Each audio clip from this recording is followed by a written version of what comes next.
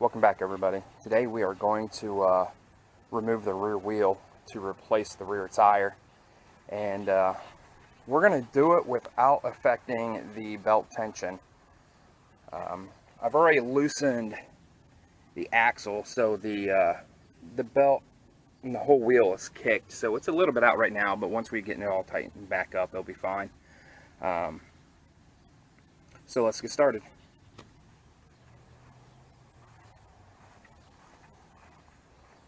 It's a extremely wet Saturday, and it's starting to sprinkle again.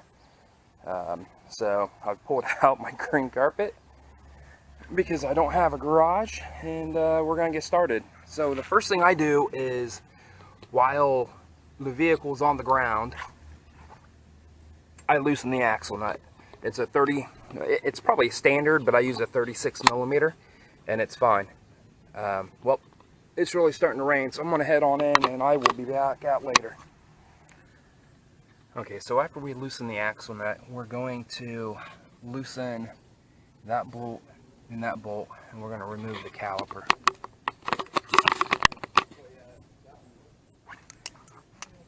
And those bolts, the heads are a 5/16.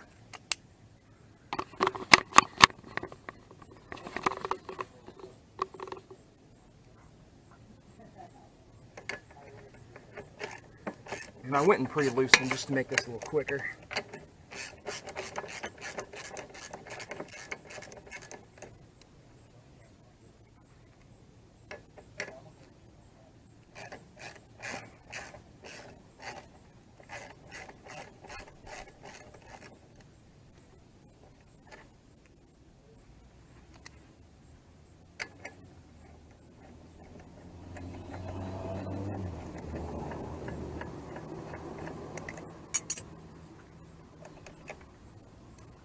And then we're just going to slide the caliper down. Make sure your parking brake is released. And there you go. So now we have caliper removed.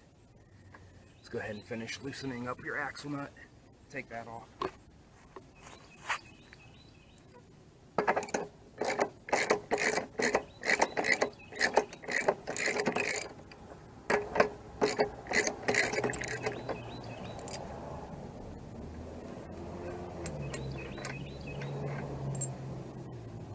Axle nut and washer.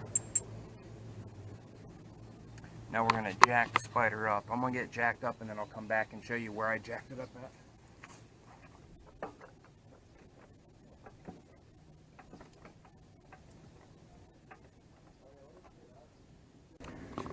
Okay, so you see where I have it jacked. You have that center part of the frame, and I just floor jack it. Then we need to loosen that bolt. Believe it or not, that's a 15 millimeter.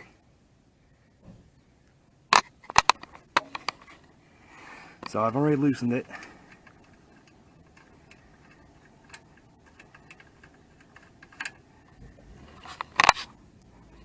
And then what you want to do is, I might have this a little too, and I usually have the jack on this side so I can play, but you just want to take the pressure off of that bolt. Okay, so what you want to do is you want to jack the body of the spyder up just to take pressure off of that, to where you can pull that bolt out nice and easy. Okay, so I have it to where the tire is just barely touching.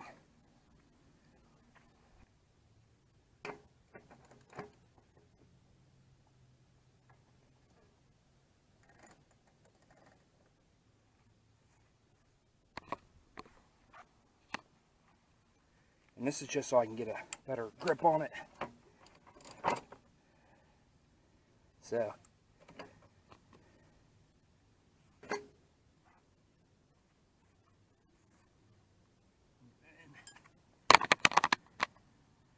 slide the axle out.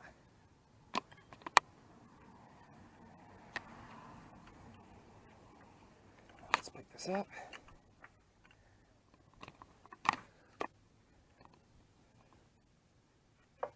Slide the belt off.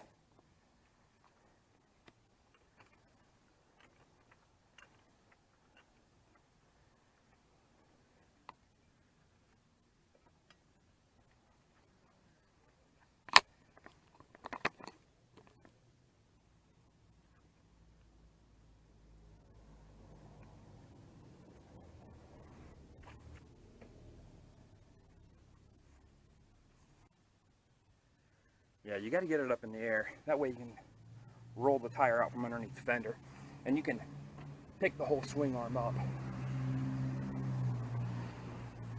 So then remove your little spacers, your little pucks, both sides.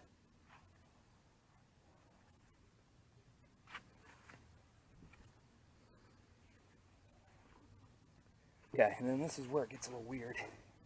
Then they switch to 1/2 inch. So, okay, so like I said, these are 1/2 inch. Remove them. You have an arrow on the rotor. And to remove this,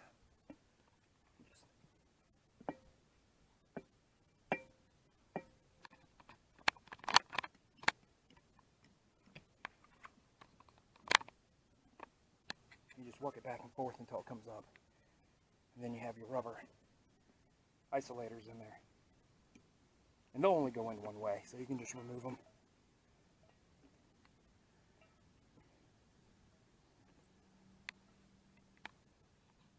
So there's that. Okay, then your rotor, after you loosen your bolts, it does have a directional. This is the outside of the ABS ring, so this needs to go to the outside of the wheel. So there we go. Removed. Now we can take it down to the local garage. So, not hard. It's really not.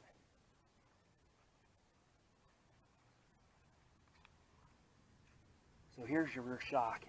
And that bolt that goes through here, right here, that's a 15 millimeter. And then it switches to 1/2 inch. So I thought last time I was messing with this, it was a little weird, but now I know why. They switched bolts on me. So, well, I'm going to get this to the shop, and then I'll come back and show you how to put it back together. Thank you for watching. Okay, so we are back. It took them a while to mount it up. I just take it up to this local Sunoco station. So, make sure there's no debris. A lot of corrosion. This thing sat for 3 weeks at the dealership, not washed. You know, it's my fault for taking it to them in January and not washing it before giving it to them. So I'm just going to have to tap very lightly.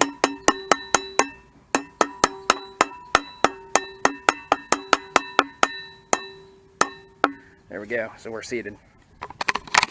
So always start these by hand. Normally I pull out the compressor, my little 3/8 gun, but we're just going to do it with hand tools today.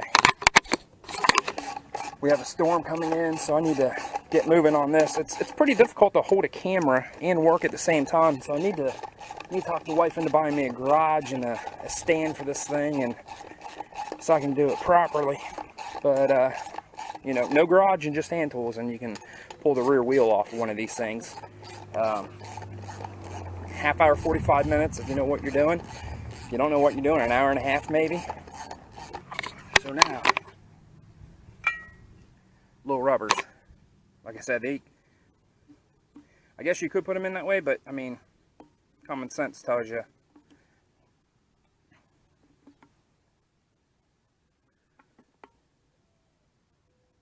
So there we go. Those are just little dampening blocks. And then watch when you put this on.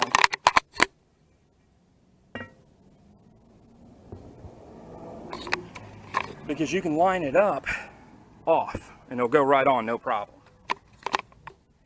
You want this spoke to be over that spoke. And just rock it into place.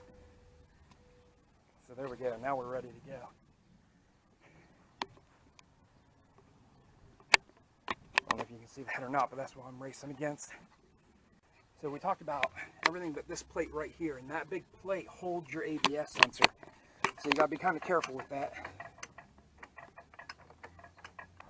See, and then look how high you can lift this up. But it's kind of hard to do with one person. Storm, storm, go away.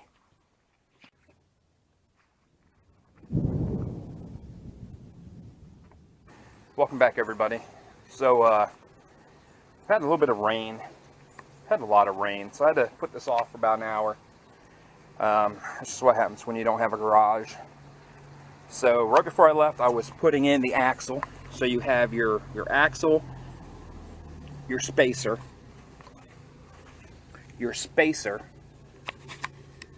I don't know if you can see or not, and then you have this big piece right here.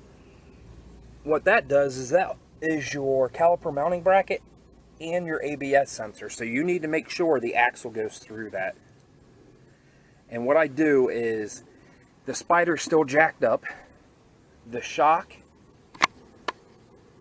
is not attached.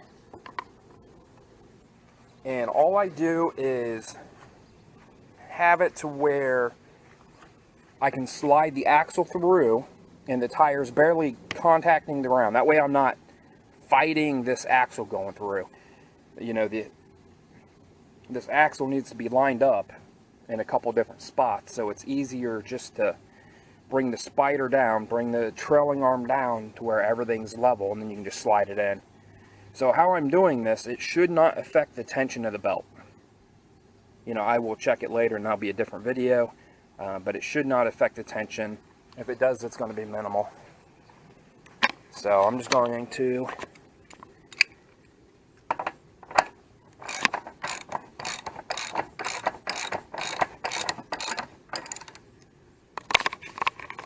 we're just going to tighten that up, and then I'll come back and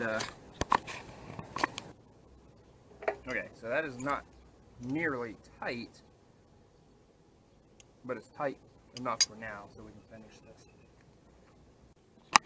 So I normally have the jack on this side where I'm at, but with the camera, I put it on the other side.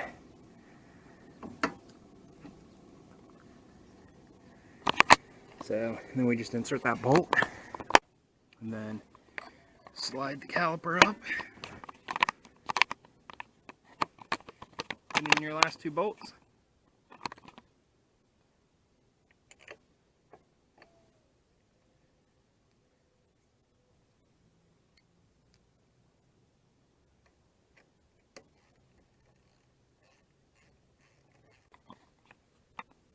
Okay, so there we go.